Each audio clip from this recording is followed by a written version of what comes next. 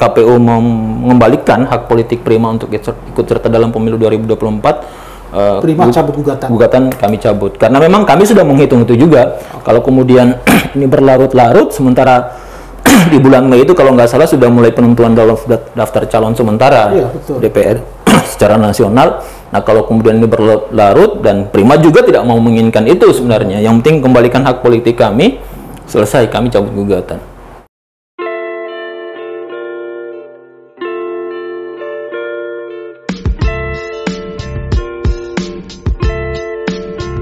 Ya, bismillahirrahmanirrahim. Assalamualaikum warahmatullahi wabarakatuh. Waalaikumsalam warahmatullahi. Saya Layusri dan Anda semua sedang di Layusri Journey. Saya pada kesempatan ini mengunjungi DPP Prima, kantor DPP Prima. Kita tentu masih mengingat dan sedang dibincangkan sekarang soal gugatan dari partai ini yang kemudian dikabulkan oleh Pengadilan Negeri Jakarta Pusat. Amar putusannya adalah penundaan pemilu. Kita akan berbincang dengan salah seorang tokoh dari partai ini, Wakil Ketua Umum, Bang Alif Kamal. Siap. Ya, Bang Alif, sekira kita langsung pada pokok masalah ya. Apa yang sebenarnya sedang terjadi dengan Partai Prima? Apa dasar hukum yang ditempuh oleh Partai Prima sehingga kemudian kita melihat hasilnya dikabulkan oleh pengadilan? Ya, jadi beberapa kali memang dalam setiap kesempatan ditanya oleh publik, kami ke Pengadilan Negeri Jakarta Pusat itu kerangkanya sebenarnya kan mencari keadilan. Siapapun kan berhak untuk mencari itu, karena dalam beberapa proses kami sebagai partai politik itu telah menempuh jalan yang sesuai juga dengan hukum dan aturan perundang-undangan di negara ini. Ketika kami misalnya kemarin mendaftar di KPU untuk ikut serta dalam pemilu 2024, ternyata dalam proses perjalanannya, dalam tahapan verifikasi administrasi itu ada hal yang kami rasa ada ketidakjujuran dan ketidakadilan dari pelaksana atau penyelenggara pemilu, yaitu KPU. Nah, proses ketidakjujuran dan ketidakadilan ini adalah dalam verifikasi administrasi itu macam-macam lah, ada mungkin soal keanggotaan yang menurut kami itu standar ganda, kemudian beberapa hal yang terkait dengan misalnya sistem informasi partai politik yang menurut kami itu tidak beres, kemudian dipaksakan oleh KPU menjadi alat ukur dalam verifikasi administrasi mereka, dan bla bla bla bla bla, berujung pada KPU memutuskan Prima tidak lolos dalam verifikasi administrasi. Dalam istilah pemilu atau dalam istilah KPU itu yang namanya TMS, tidak memenuhi syarat dalam verifikasi administrasi. Nah, sesuai norma dan aturan hukum yang menjadi undang-undang dalam pemilu itu, maka ketika partai politik itu tidak lolos dalam verifikasi administrasi, maka yang harus dilakukan adalah melapor ke Bawaslu, mengajukan gugatan. Gugatan pertama itu setelah berproses di Bawaslu, oleh Bawaslu kami dimenangkan sebagian. Nah, putusan Bawaslu itu kalau saya tidak salah, Prima diberikan waktu 1 kali 24 jam untuk membenahi tata administrasi data dan keanggotaan. 1 kali 24 jam kami diberikan waktu oleh Bawaslu. Dan salah satu poin dari putusan Bawaslu itu juga menyatakan bahwa akses sipol yang sebelumnya dikunci oleh KPU itu harus dibuka semua. Harus dibuka semua. Namun ternyata dalam surat keputusan KPU yang merespon surat dari Bawaslu itu, ternyata ada beberapa kota, kabupaten, kalau saya tidak salah ingat itu ada 5 kota kabupaten yang sistem informasi partai politiknya itu tidak dibuka oleh KPU, dikunci sama mereka. Kemudian semua itu kemudian kita lengkapi, walaupun kemudian 5 kota kabupaten itu kami tinggalkan, Prima masih mencukupi untuk ikut kembali dalam verifikasi administrasi pasca putusan Bawaslu. Walaupun kemudian ujungnya dalam kelanjutannya verifikasi administrasi kembali oleh KPU, KPU tetap menyatakan Prima tidak memenuhi syarat. Tidak memenuhi syarat. Nah, setelah pengumuman itu kami kembali ke Bawaslu. Jadi kami ke Bawaslu itu 2 kali. Di Bawaslu pun setelah 2 kali, setelah kami masukkan gugatan kedua kalinya itu oleh Bawaslu malah ditolak. Yang sebenarnya menurut kami gugatan yang pertama dengan gugatan yang kedua itu banyak perubahan. Seharusnya oleh Bawaslu itu harus diterima. Tapi oleh Bawaslu malah menolak lagi untuk diajukan sebagai syarat peradilan di Bawaslu. Karena ditolak, sudah kedua kalinya ditolak oleh Bawaslu, kami dalam syarat undang-undang itu kalau misalnya Bawaslu sudah menolak, maka syaratnya adalah ke Petun, Pengadilan Tata Usaha Negara. Gugatan pertama di Petun itu ditolak karena menurut Petun, dalam syarat peradilan di Petun itu kita harus menunggu sampai proses verifikasi partai politik itu selesai di tanggal 14 Desember 2022 agar proses verifikasinya itu atau proses sidangnya itu tidak menyalahi undang-undang menurut Petun. Dan akhirnya setelah kami menunggu sampai tanggal 14 Desember 2022 itu, akhirnya KPU memutuskan partai-partai yang lolos untuk ikut serta dalam pemilu 2024 dan agak ganjilnya karena dalam PKPU peraturan KPU itu harusnya partai-partai yang tidak lolos itu harus dicantumkan juga oleh KPU. Nah, ketika surat itu keluar, kemudian kami karena partai Prima sudah tidak dalam tahap verifikasi faktual, nama Prima tidak ada lagi dalam pengumuman verifikasi faktual oleh KPU. Walaupun kemudian tidak ada dalam syarat PKPU, Prima itu harus ada dicantumkan di situ bersama partai-partai yang tidak lolos. Cuman nama partai Prima tidak lolos. Akhirnya surat itu kami bawa ke Petun. Di Petun setelah bersidang berapa kali, malah putusan Petun menyatakan bahwa Prima tidak terikat secara langsung dalam objek gugatan. Ini aneh juga menurut kami. Jadi menurut kami di Prima ini, proses ini membuat kami ada hal yang tidak adil dan tidak jujur dalam semua proses ini. Karena semua proses di Bawaslu sudah tertutup, kemudian proses di Petun juga sudah tertutup, akhirnya kami cari celah keadilan apalagi yang kami harus cari. Dan kami mendapatkan ada yang namanya Undang-Undang Nomor 12 Tahun 2005 yang isinya itu setiap lembaga atau lembaga hukum itu berhak ikut serta dalam pemerintahan. Itu adalah konvenan internasional yang juga sudah diratifikasi oleh negara Republik Indonesia. Nah, undang-undang itu yang kami pakai untuk menggugat ke Petun. Jadi di Petun, di PN Jakarta Pusat. Jadi gugatan kami di PN Jakarta Pusat itu sebenarnya mungkin yang salah banyak dimaknai oleh publik bahwa kami ke PN Jakarta Pusat itu bukan dalam gugatan sengketa pemilu, tapi perbuatan melanggar hukum yang sesuai dengan Undang-Undang Nomor 12 Tahun 2005 itu yang kami ajukan ke Pengadilan Negeri Jakarta Pusat. Yang kami ajukan perbuatan melanggar hukum PMH yang dilakukan oleh KPU. Nah, berujunglah kita bersidang berapa kali dan akhirnya ternyata hakim memutuskan Prima menang, dan petitumnya itu salah satunya adalah kalau dalam amar putusannya Hakim PN Jakarta Pusat itu sebenarnya juga bahasanya bukan tunda pemilu. Oh, bukan tunda pemilu. Bukan tunda pemilu, tapi poin nomor 5 itu kalau saya tidak salah ingat menghentikan sisa proses pemilu 2024 dan memulai awal lagi selama 2 tahun 4 bulan 7 hari. Kenapa kemudian kami cantumkan angka 2 tahun 4 bulan 7 hari itu? Karena proses pemilu 2024 itu sebenarnya dimulai kalau nggak salah sekitar Februari 2022 dan kira-kira akan berakhir pada Mei atau Juni 2024. Nah, rentang waktu itu yang kemudian kami hitung sekitar 2 tahun 4 bulan 7 hari. Mei Juni itu kalau nggak salah di 2024 itu mungkin berakhir setelah kalau ada putaran kedua pemilihan calon presiden dan calon wakil presiden. Jadi kami tetap hitung itu, makanya di petitum kami masukkan angka 2 tahun 4 bulan 7 hari itu. Itu yang heboh. Orang beranggapan bahwa ini tunda pemilu apa segala macam. Tapi dalam amar putusan itu tidak ada kalimat tunda pemilu. Kita hanya dalam putusannya itu hanya mencantumkan tergugat atau KPU itu menghentikan sisa tahapan pemilu 2024 dan memulai awal lagi selama 2 tahun 4 bulan 7 hari.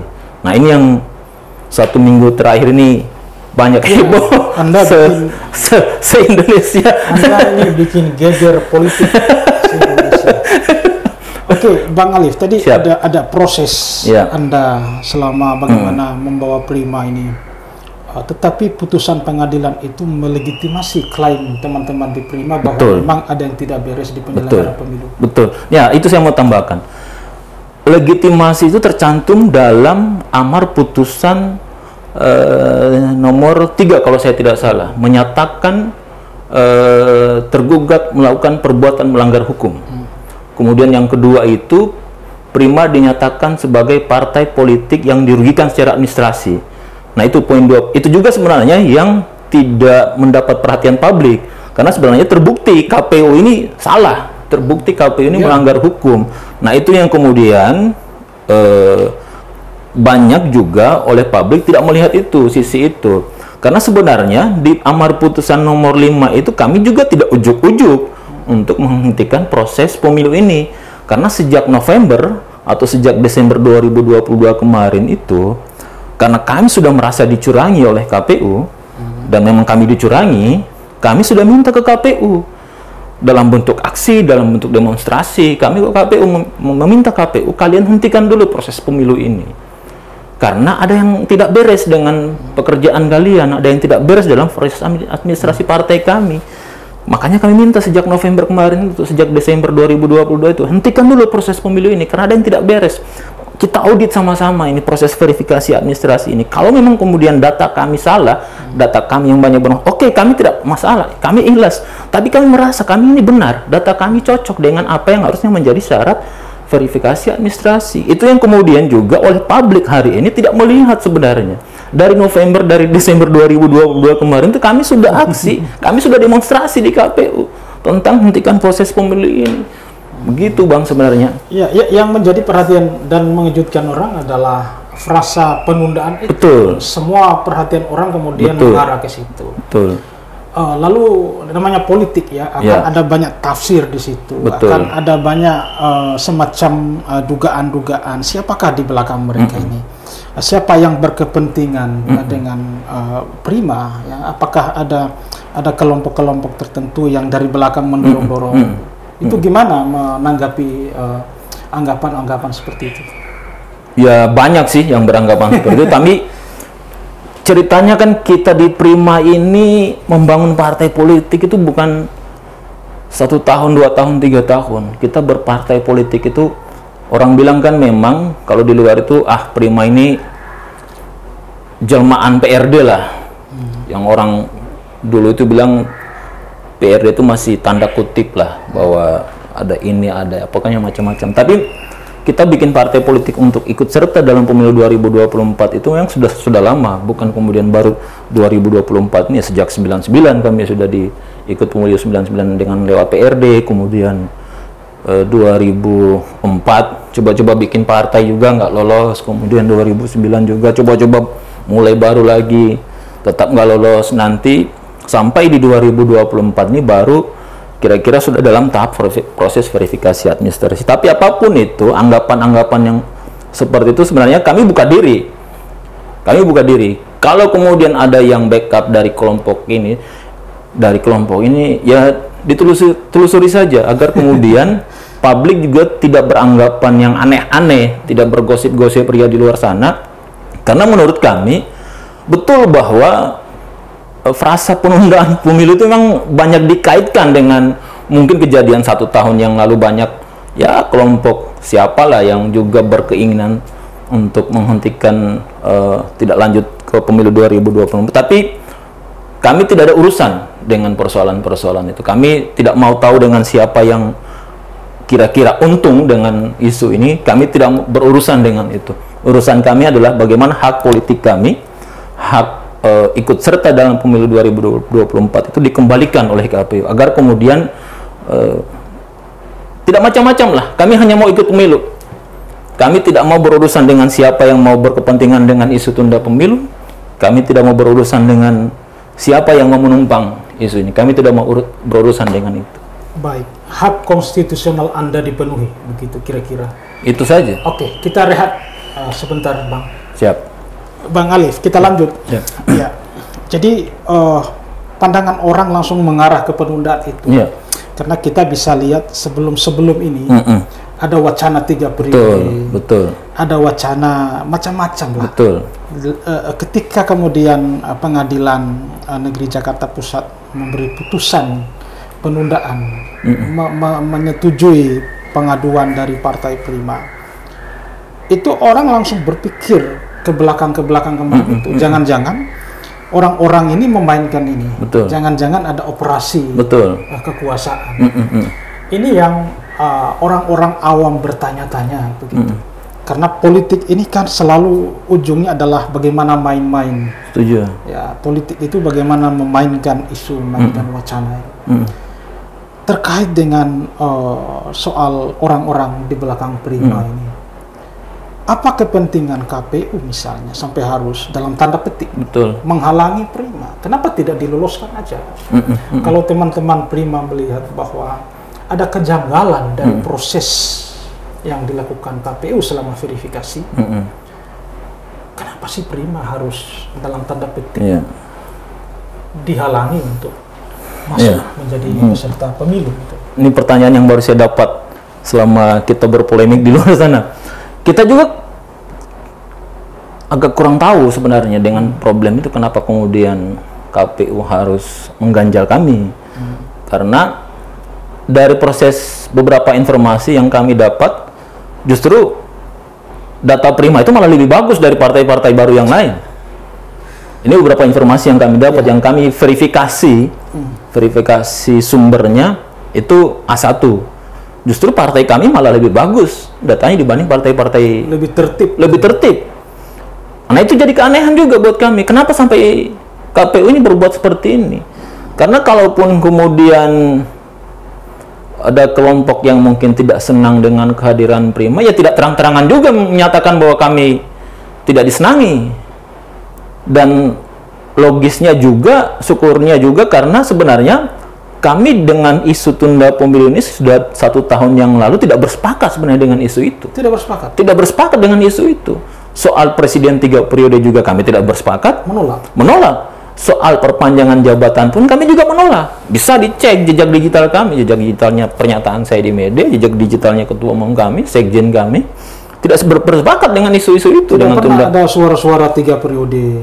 1 tahun yang lalu, 1 tahun yang lalu, 2 tahun yang lalu kami sudah banyak ngomong ke media. Nggak ada DNA itu. Kami tidak sepakat dengan tunda pemilu itu.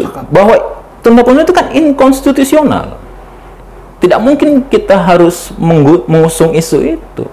Nggak mungkin Prima akan mengusung isu itu. Cuman kan jadi problem sekarang, karena dalam proses pemilu ini asas jujur dan adil itu sudah dicederai oleh KPU, ya mau bagaimana lagi? Itu konsekuensi politik yang kemudian harus kita tanggung bersama. Itu risiko politik yang kemudian kita harus tanggung bersama dengan ketidakjujurannya KPU, dengan ketidakadilannya KPU. Itu yang menjadi catatan kita bersama sebenarnya. Karena bagi kami semua harus berjalan dalam rel konstitusi. Tapi kalau konstitusi kemudian ternyata mencederai juga hak dari Partai Prima, ya kita harus berpikir untuk bagaimana juga menyesuaikan dengan apa yang kira-kira hak politik kami dikembalikan itu. Baik, Bang Alif, proses hukum sedang menggelinding berjalan sekarang, dan kita tahu semua kemarin KPU Jumat kemarin naik banding. Betul. Ini arahnya akan seperti apa? Kalau misalnya juga nanti proses banding nanti putusannya memenangkan Prima, atau tiba-tiba berbalik KPU yang memenangi banding itu, apa yang akan dilakukan teman-teman di Prima? Yang pasti sesuai aturan undang-undang, ya kalaupun kemudian KPU menang pasti akan Prima akan kontra memori banding. Tapi upaya-upaya yang per hari ini kami lakukan, memang juga kami tidak mau keriuhan ini terus berlanjut. Kami juga kemarin sudah dapat arahan dari Ketua Umum bahwa kalaupun kemudian proses ini tidak akan mengganggu terus proses berjalannya bangsa dan negara ini, ya mungkin Prima menawarkan kemarin seperti arahan Ketua Umum itu, kalau misalnya KPU mau damai, oke, kembalikan hak politik kami. Prima masuk, Prima cabut gugatan. Cabut gugatan. Karena kan dalam prosesnya sekarang kan belum ingkrah. Iya. Masih KPU banding. Kemudian kalaupun kemudian nanti KPU menang, ya kami akan siapkan kontra memori banding. Atau kalaupun kemudian bandingnya ditolak, ya otomatis kan PN pusat harus mengeksekusi putusan itu. Tapi kalau kemudian hak politik kami dikembalikan, diikut sertakan dalam pemilu 2024, ya kami akan cabut gugatan. Itu jalan tengah. Itu jalan tengah yang kami tawarkan dari Prima. Teman-teman Prima. Iya. Baik, kalau ini terus menggelinding dan tentu akan mengganggu konsentrasi dari KPU. Betul. Karena mereka bagaimanapun juga harus menjaga marwah, Ya. Kehormatan lembaga mereka. Betul. Bayangkan lembaga sebesar KPU ini kan berbahaya. Betul. Kalau kemudian tercorangi bahwa ternyata mereka tidak profesional. Betul. Maka kita membayangkan nanti yang akan dihasilkan dari proses yang mereka kerjakan akan seperti apa. Ya itu, ini jadi masalah tersendiri. Karena kan kita tahu bagaimana bahwa proses demokratisasi, entah kemudian mereka ini kan yang akan memilih calon presiden, yang akan memilih calon wakil presiden, yang akan memilih calon kepala daerah, yang akan memilih anggota DPR, mereka yang menjadi panitianya. Mereka. Nah, kalau kemudian dalam proses ini ada hal yang tidak beres, ada hal yang tidak profesional, ya sudah kita tahu bersama seperti apa hasilnya. Proses yang diawali dengan langkah yang tidak profesional, yang langkah yang tidak jujur, langkah yang tidak adil, otomatis pasti hasilnya pun akan tidak jujur dan tidak adil. Legitimasi apa yang kita dapatkan dari proses yang dilakukan oleh lembaga yang dalam tanda petik sudah terlegitimasi di pengadilan bahwa ada yang tidak becus dalam proses. Betul, setuju. Ini kan masalah juga. Jadi masalah memang. Jadi masalah, dan Prima ada di dalam itu. Kalau nanti misalnya proses banding terus berjalan, itu kan keputusan inkrah paling akhir nanti di kasasi atau gimana? Mahkamah Agung. Itu akan terus berproses misalnya. Tiba-tiba KPU misalnya sudah menghasilkan pasangan capres terpilih dan baru keluar putusan dari mahkamah bahwa ternyata mereka telah melakukan tadi tanda petik celah dengan berlaku tidak adil terhadap salah satu partai peserta pemilu. Wah, ini bagaimana negara ini? Makanya kami tawarkan per 2 hari 3 hari ini kami sudah mulai mewacanakan, kalaupun kemudian ada jalan tengah, dan jalan tengahnya kan ditawarkan juga oleh beberapa pihak. Kemarin waktu kami ada undangan di DPR RI dalam bentuk diskusi, beberapa pihak memang menawarkan udahlah Prima damai dengan KPU, KPU mengembalikan hak politik Prima untuk ikut serta dalam pemilu 2024. Prima cabut gugatan kami cabut, karena memang kami sudah menghitung itu juga. Kalau kemudian ini berlarut-larut, sementara di bulan Mei itu kalau nggak salah sudah mulai penentuan dalam daftar calon sementara DPR secara nasional. Nah, kalau kemudian ini berlarut, dan Prima juga tidak mau menginginkan itu sebenarnya. Yang penting kembalikan hak politik kami, selesai, kami cabut gugatan. Baik, saya kira itu jalan tengah yang paling masuk akal, rasional. Betul. Oke, Bang Alif. Siap. Anda ini orang Buton. Kita satu kampung ini. Saya terkejut melihat Anda di TV, dan saya, ini hebat orang ini. Pendapat-pendapat Anda itu, argumentasi Anda cukup bagus menurut saya. Dan Anda berbicara di tengah tokoh-tokoh nasional yang selama ini mereka memang sudah terbiasa berbicara di forum seperti itu.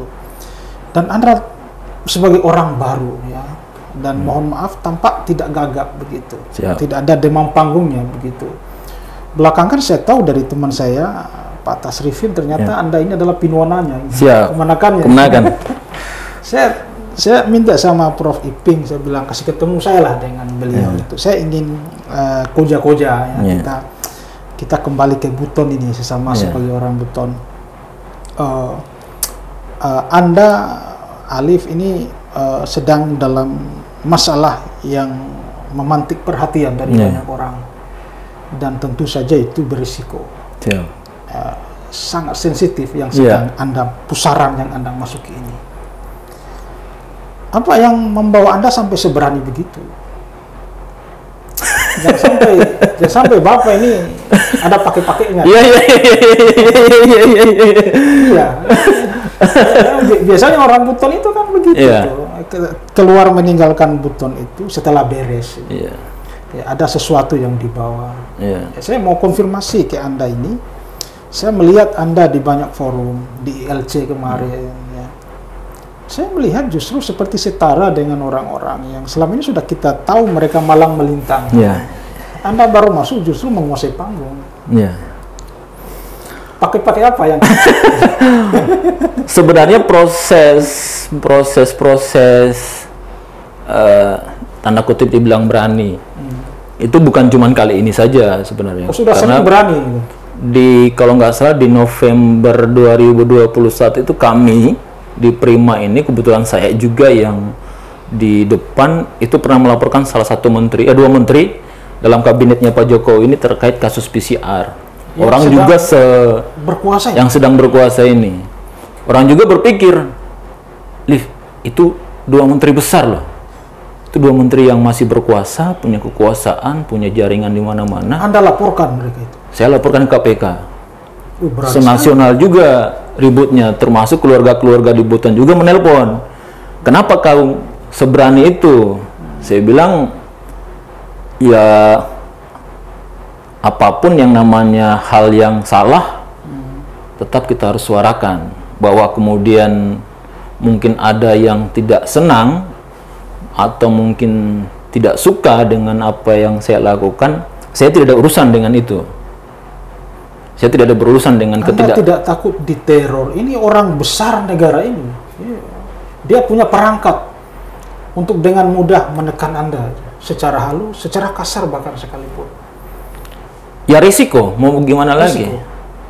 Yang pasti pertama bahwa saya tidak berurusan dengan ketidaksukaan mereka terhadap saya. Saya tidak ada urusan kalau mereka tidak suka terhadap saya.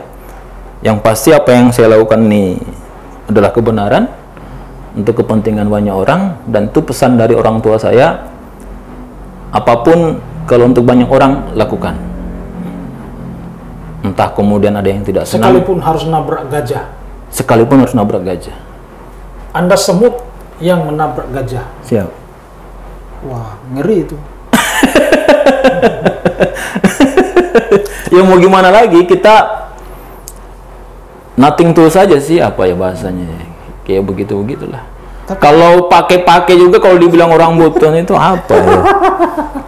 Selama juga berproses jadi aktivis, aku itu masuk di dunia aktivis tahun-tahun 98-an akhir lah, 99 akhir. Sudah terbiasa sebenarnya berhadapan dengan ya sedikit-sedikit mara bahaya. Sudah terbiasa. Sudah terbiasa lah berhadapan dengan aparat di jalan, berhadapan dengan orang yang tidak senang dan tidak suka sama kita. Baik. Ya terbiasa lah sejak 99 sampai sekarang. Alif, Anda ini orang Buton, dan masihkah Anda membawa kebutonan? Kebutonan yang saya maksud, kita sebagai orang Buton ini kan kental dengan kebatinan, kental dengan kepercayaan. Berberkahnya itu tanah Buton. Anda percaya itu? Percaya, sangat percaya. Sangat percaya. Dan proses istilahnya apa ya, membutonkan diri itu belum terlalu lama juga, baru sekitar mungkin ada 3 tahunan lah, 2 tahun 3 tahun begitu ya. Pesannya orang tua ya, ingat leluhur aja, ingat kampung dalam setiap aktivitas, dalam setiap sujudmu. Kepercayaan itu kan biasanya muncul setelah kita mengalami kejadian realitasnya. Yeah. Anda punya pengalaman tidak dengan, misalnya kalau kita di Buton kan ada batata itu, kabarakatina tanah dalam saat-saat kita sedang kesulitan, Anda pernah mengalami masa-masa sulit dan Anda bisa lolos dari mengucap keyakinan yang seperti itu. Apakah itu proses itu saya yakini, saya lakoni, tapi dalam posisi ketika ucapan, tindakan apa segala macam yang saya lakukan itu urusannya yang kuasa. Bahwa kemudian dikabulkan syukur, tidak dikabulkan juga saya harus berpasrah diri. Tidak bisa Tetapi kemudian mempercayai, sangat mempercayai. Tidak mungkin lah saya tidak percaya dengan itu. Anda ini kan sudah di Jakarta, sudah kota metropolis, yang mungkin apa-apa yang menjadikan Anda buton sudah Anda lepas. Ya, biasanya memang buton itu berkatnya semakin terasa justru ketika kita berjauhan dengannya. Betul. Kita mengalami, saya mengalami pengalaman itu, saya merasakan pengalaman itu. Semakin saya jauh dari buton, semakin saya mengingat buton. Dan itu menyelamatkan saya dalam banyak sekali kesulitan.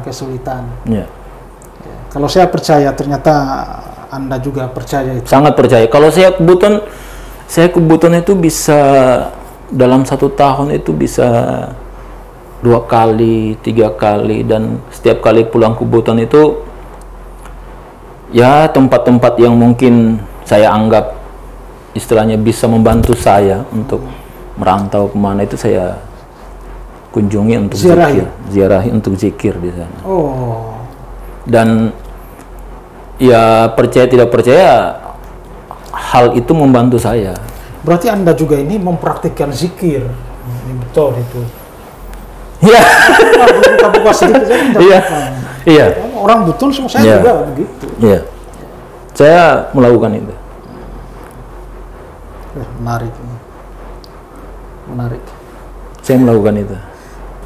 Sebagai orang buton, ini saya menceritakan kisah sendiri sebenarnya. Kita orang buton itu begitu percaya setiap keluar itu ada yang selalu harus diucapkan. Ada sesuatu namanya ponamisi. Sudah saatnya kah kita keluar? Atau ada waktu-waktu tertentu yang kalau kita keluar itu akan menentukan hasilnya dari. Anda percaya yang seperti percaya yang seperti itu. Percaya. Berarti Anda masih orang buton kalau begitu. Sangat percaya. Karena itu juga yang diajarkan oleh orang tua saya. Sejak saya sudah mulai didengar sering di jalanan, demonstrasi di mana-mana, orang tua saya sudah mengingatkan itu bahwa ko imani lauti udah nio dadim. Ya begitulah, itu yang selalu dipesankan oleh orang tua, dan sampai hari ini itu yang saya amalkan. Jadi ya soal bahwa kemudian aktivitas yang saya lakukan itu kemudian menyerempet bahaya, ya saya sudah melakukan hal-hal yang bagaimana agar ada yang menjaga saya, terutama dari Tuhan pencipta kita. Itu saja sebenarnya. Oke, kita perlu bocoran sedikit ini. Tempat di mana saja yang sudah Anda datangi, yang sudah Anda ziarahi di Buton. Ada banyak karomah tempat di Buton yang itu hanya ditahu oleh orang-orang tertentu, dan saya yakin sekarang setelah mendengar kisah Anda itu Bang Alif juga tahu tempat-tempat itu. Sudah pergi di mana saja di Buton? Yang sering itu ya di sekitaran Buton Selatan. Wawangi. Masjid Wawangi itu yang setiap kali pulang ke Buton saya harus ke tempat itu. Entah keterikatan apa di tempat itu yang kira-kira kalau saya ke sana itu sudah 4 atau 5 kali. Selalu ada panggilan ke sana. Pertama itu malah kuat betul tarikannya. Setiap kali sebelum saya ke sana itu apapun, setiap kali selesai salat kayak ada tarikan ke sana. Bang Alif, di Masjid Wawangi itu masjid pertama dibangun oleh ulama yang membawa Islam di Buton, Syekh Abdul Wahid. Ada banyak orang yang sudah datang di masjid itu, sudah masuk di dalam masjid itu, tetapi sebenarnya dia belum memasuki dan belum mendatangi masjid itu. ada satu tempat di dalam masjid itu yang kalau tidak kita duduk di tempat itu sama seperti kita belum mendatangi masjid. Betul itu. Bang Alif tahu tempatnya itu? Tahu tempat. Wah, berarti kalau abang sudah tahu itu sudah sudah hatam lah. Tahu tempatnya itu. Ada satu tiang di situ, di dalam masjid itu, yang oleh orang-orang yang tahu menjadi inti dari tempat itu.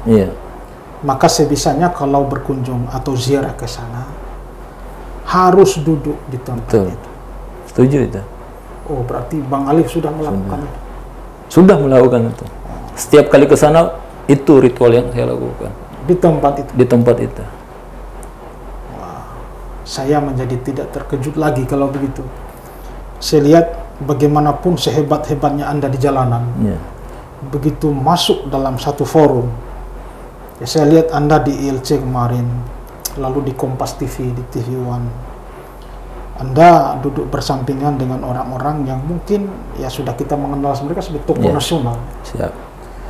Tapi ketika kita melihat bersemuka dengan Anda, berdiskusi bahkan debat dengan Anda seperti tidak sedang di bawahi mereka. Syukurlah kalau penilaiannya serius. Makanya saya kasih tahu Prof Ipin, kasih ketemu saya kalau memang orang beton ini orang. Saya mau tanyai dulu dia pakai apa. Iya, pakai-pakainya hebat ini orang. Iya. Anda boleh hebat di jalanan, tapi ketika masuk dalam forum itu atmosfer berbeda, Pak. Setuju. Apalagi dalam mata kamera TV nasional, ada tokoh-tokoh besar nasional gitu. Dan Anda tampil di situ mendiamkan mereka semua, Pak. Kan kita bisa tahu ekspresinya orang, Pak. Ih, lah anu ini saya kaget saya. Ih, hebat juga lah anu ini. Sekarang saya menemukan jawabannya. Ternyata kita sehabitat. Sehabitat dalam urusan bagaimana bergiat dalam kajian tasawuf. Saya mendalami tasawuf sampai ke Aceh.